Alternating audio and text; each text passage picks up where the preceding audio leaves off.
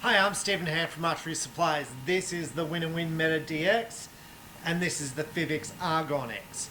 So over the week I've been shooting both bows to see which bow is better. So this is basically my review of comparing these two bows.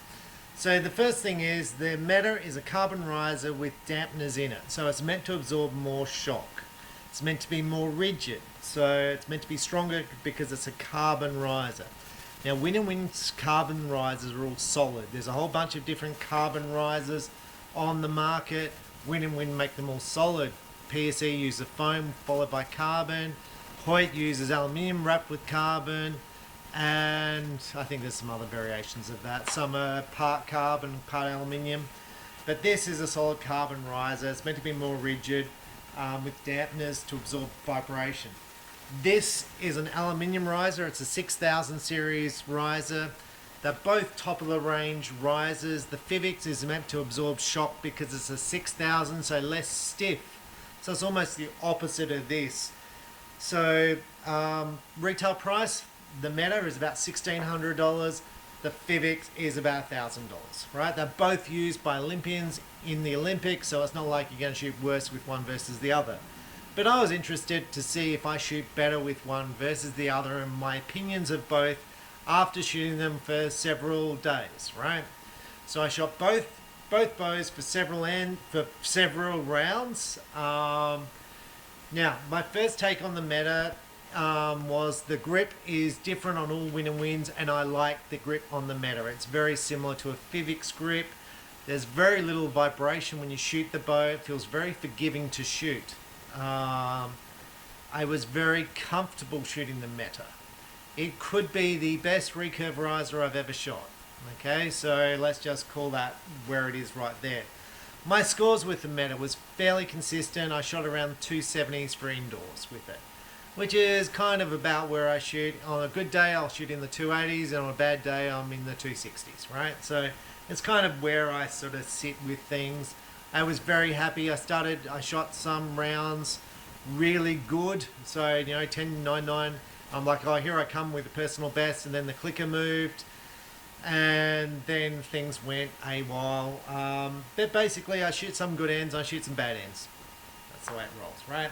So I'm going to say the accuracy is more dependent on me than the bow. But very happy.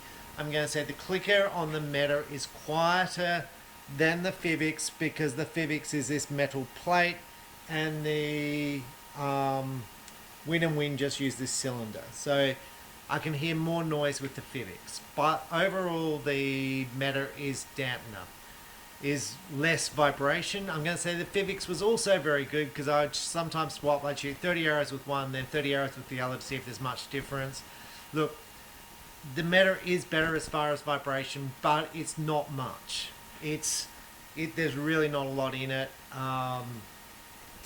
I've been shooting the Argon X for maybe 2 years now, and the reason I shoot an Argon X is I basically did a review with it. So this is the Argon X. I did the review with it, and I shot around. I shot my personal best score, and I basically kept shooting good scores, and so I've never changed. That's the gist of it.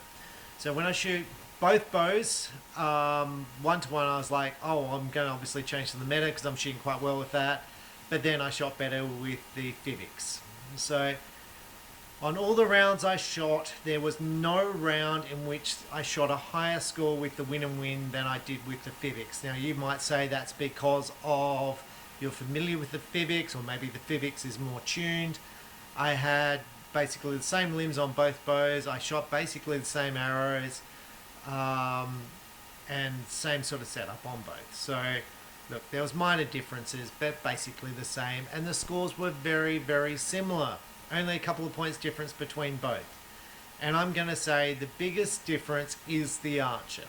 So if you think that you're going to pick up some points by grabbing one bow versus another, well, you may. I'd have no doubt that you may, right? So it wouldn't surprise me if I shot the Meta for a month that I would average a higher score than I do with the Argon X. However, what would certainly be the case if I practiced more, then my scores would certainly be higher. Okay, so let's just call that out with what it is. Right, so overall, my conclusion was I might as well stick with the Argon X because I have 3 of those risers set up and it just makes my life easy. Even though I think that the Meta may be a better riser, I'm very happy with the Fivics riser. It's very dependable and very solid. Now, I'm going to talk about other things I did in the testing during the week. So I tried some KSL vanes, some Jet 6 vanes, and I shot substantially better with them. And I did that test before, and I shot substantially worse. I'm going to put the difference down to the wing thing fletching jig that all the vanes were on at the same angles, as opposed to me doing it by eye, where it was basically a bit of angles not being accurate, right? So now that may have been that I just haven't shot enough ends, and it might have just been the numbers where I had a good so many arrows as opposed to shooting bad arrows, right? So I am not convinced yet that the Jet 6 are a better vane than the other vanes that I'm shooting, other spin wings, but it's an interesting thing and it's definitely something I will look at over a few weeks of practicing with both arrows being exactly the same. So, but I did shoot my highest score with the Jet 6, right? So now the other thing that I did after this testing was complete was I looked at my tune on the Fivics bow. And I've spent days and days now trying to get my Fivics bow to tune. And you would say, well, why is that? Well, part of the problem is I changed stuff on my gear. I changed stuff on my bow. And I'm thinking I changed this setup when I was shooting 90 meters on this bow. So I think I was getting stronger and I think I wound the bow up and I think the arrows were too weak. So I've been experimenting with different arrow spines since up till literally today. I experimented with arrow plunger in and out, arrow plunger tension, and I would have spent no less than 10 hours so far trying to tune this bow. Now this bow used to be tuned, it was perfect, and I would say I shot it similar to a compound, and I don't know if it's because my release is poor now and I'm just inconsistent in my form, or whether it's the bow. And when I say the bow, it's the bow setup. Now saying that, I grabbed my 42-pound limbs, put those on the bow, and it tuned perfectly. It was just bang, all the arrows were in the middle, the bear shaft was in the middle, and I'm like, oh, look at that, it's perfect. Now, and as a consumer, you would say, well, why wouldn't you just stick with the 42-pound limbs? It's because I have a desire to improve and a desire to get stronger. I have a desire to improve stuff. And I'm trying to work through stuff. So if I took the idea that, well, just settle on whatever poundage where things work, I would be on 30 pounds, and I think that limits me. Okay, so basically I'm trying to improve, trying to get better, trying to get stronger. So now it is, well, let's try and get these limbs to work. And in the ideal world, I would have the bow set up with one set of limbs, with one set of arrows, and I would do it on one of my other Argon X risers, is the one I'd be testing, right? And I think what had happened at the state target championships, I was having trouble with walkback tuning, and that I was having this sort of trouble of making 90 meters, and I was trying to get more speed, and then I played around with both bows. Okay, so anyway, that's where I'm at. I'm going to say tuning is really important with a recurve, and it's so frustrating, and it's my most common question customers ask me. I get asked it all the time. I got asked this week about Matthew's V3, V3X, you know, about arrow tune. It's like, there's no easy answers. And yes, look, there's all the stuff on the internet, and you try it and nothing changes. So you've just got to sit there and try stuff. And it takes time, which is why when a customer comes in and goes, oh, can you tune my bow? It's not a 2-minute fix. It might be. It absolutely might be. It might be 2 minutes, and it just might be the archer tuning. But I spent hours with this stuff. And I'm going to say it's not micro tuning. I don't do micro tuning because I'm not at that level. I just want to get the arrow shooting nice out the bow. Now, so since I've done that, I've gone up to 400 spined arrows, which is still coming out saying they're stiff.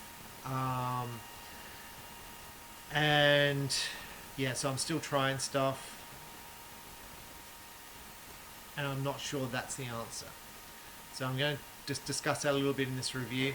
So I tried 500 spine ice points, which are coming out stiff. The 500 spine CA320s, which are Pandarus also, are coming out pretty good. The 400 spine Skylong is coming out stiff. Now, if that makes any sense to you, and the only thing that makes sense to me is the veins are striking on the way through, causing it to kick out. And the other thing that makes sense to me is I'm plucking the string when I'm releasing the arrow.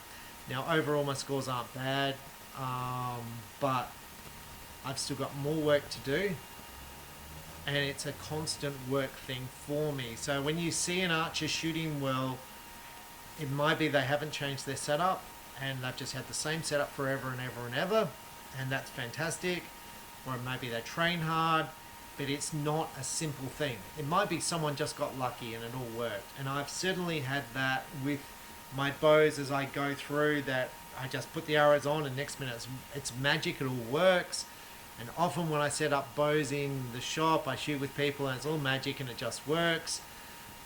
And I'm very thankful, and the customers will have no idea how lucky that is, that occurs, because it's not simple and there's a whole bunch of factors involved. So I'll leave you with that. So my overall verdict was I really like the Meta DX, but I like the fact that I've got 3 of the Argon X risers, and I'll probably try some other risers in the coming weeks. I'll try some new Fivics risers, I'll try some other risers that we've got in the shop and do reviews on them. But my summary is, it goes back to the Archer. And they're both lovely risers, they're both really durable.